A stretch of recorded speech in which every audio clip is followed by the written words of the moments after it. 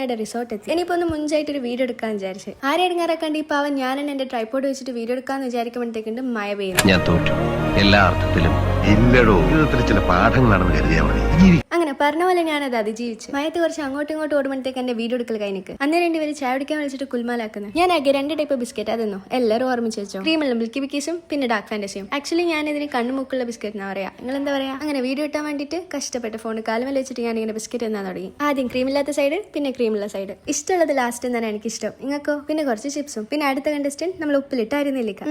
എന്താ ടേസ്റ്റ്. ഞാനിങ്ങനെ തിന്നാണ്ടിട്ട് ഇവരെല്ലാം വന്ന് തിന്നാൻ തുടങ്ങി. കുറെ ഞാനും തിന്ന് കുറച്ച് ഓർക്കും കൊടുത്ത്. അങ്ങനെയാണല്ലോ അതിന്റെ രീതി. നമ്മൾ നേരത്തെ വാങ്ങി കേക്ക് കട്ട് ചെയ്യാൻ താഴ്ത്തു പോയി. അന്ന് 2 പിന്നും മഴ.